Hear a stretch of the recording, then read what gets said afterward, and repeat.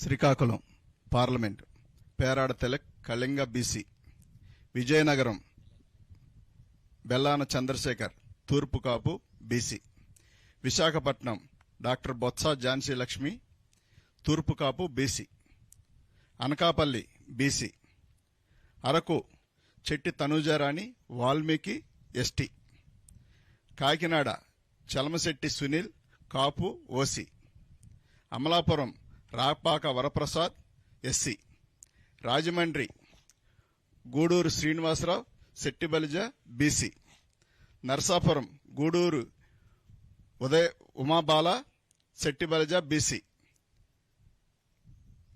Eluru Karmuru Sunil Kumar Yadava BC, Machilipatnam Simhadri Chandrasekhararao doctor Kapu OC, Vijayawada Kesineni Srinivas alias Nani Kamma OC,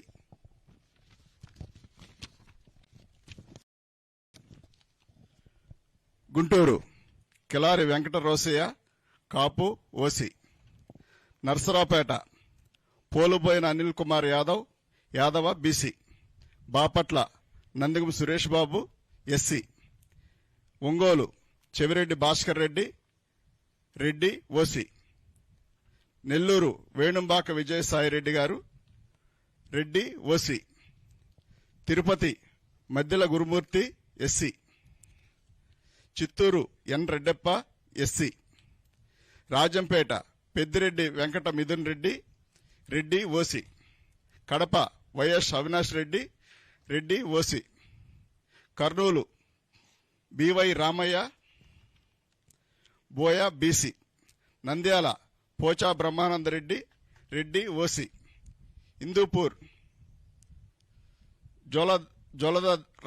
Joladarasi Shantha Boya BC, Anantapur Mallagundla Shankar Narayana Kuruba BC. Finalist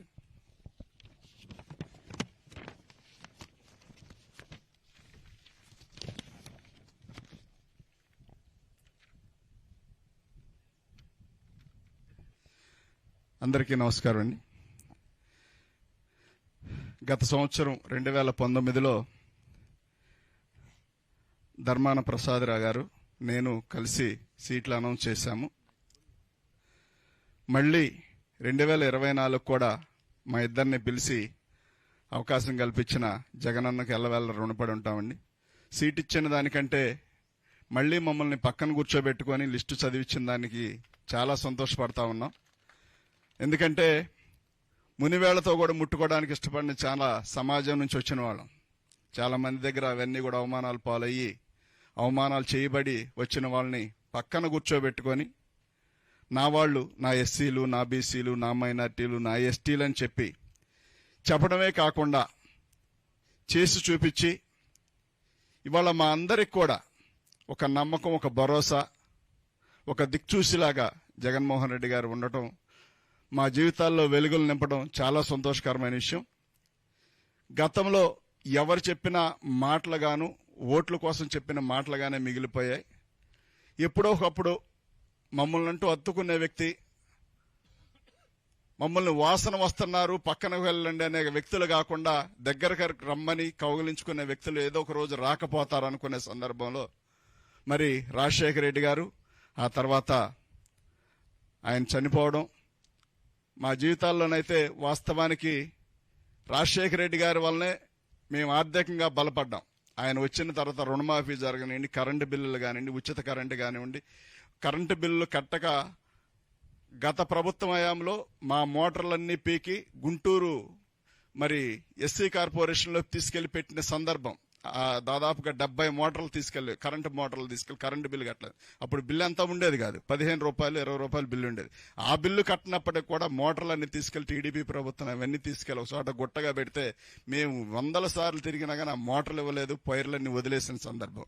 కానీ అదే రోజుల్లో రాజశేఖర రెడ్డి గారు రావడం, అదేవిధంగా మా అందరినీ ఆదుకోవడం, బ్యాంకు లోన్ పెట్టినప్పుడు లోన్ రద్దు అవడం, మేము ఇందిరమ్మ కాలనీ ఇస్తే రాజశేఖర రెడ్డి గారు ఇస్తే ఇప్పుడు కూడా ఉండే ఇల్లు అదే. ఇన్ని రకాలుగా మాకు మేలు చేసిన రాజశేఖర రెడ్డి గారిని చూసాం. ఆ తర్వాత జగనన్న అది కాదు అన్నట్టుగా మా అందరిని హక్కును చేర్చుకొని మా జీవితాల్లో వెలుగులు నింపి మా అందరినీ మరి తన సొంత మనుషుల్లాగా తన సొంత బిడ్డల్లా చూసుకుంటూ ఈ రాష్ట్రం మొత్తం మీద ఎస్సీలు, బీసీలు, మైనార్టీలు అందరూ కూడా జగన్మోహన్ రెడ్డి గారిని మరి ఆదరిస్తా ఉన్నారు. ఇవాళ ఎవరు ఎంతమంది కలిసి వచ్చినప్పటికి కూడా రేపు భవిష్యత్తు దేవుడు పైన దేవుడు నిర్ణయించేది ఒకే ఒకటి, ఆయన ఆలోచన కలిగిన వ్యక్తినే ముందుకు తీసుకెళ్తాడే తప్ప మరో వ్యక్తిని ఆయన తీసుకెళ్లే ఉద్దేశం లేదు. కాబట్టి ఇంత మంచి అవకాశం కల్పించిన జగనన్నకు ఎల్లవేళ రుణపడి ఉంటుంది తప్ప మా వంతు మేమేం చేయగలిగే పరిస్థితి కాదు. ఎప్పుడు ఏదున్నా మాకు జగనన్న కోసం పనిచేయడమే తప్ప మరొకటి ఆశించకుండా జీవితకాలం రుణపడి ఉంటామని చెప్పి తెలియజేస్తూ ఈ చక్కటి అవకాశం కల్పించిన జగనన్నకు ఎల్లవేళ రుణపడి ఉంటామని తెలియజేస్తాను. Thank you.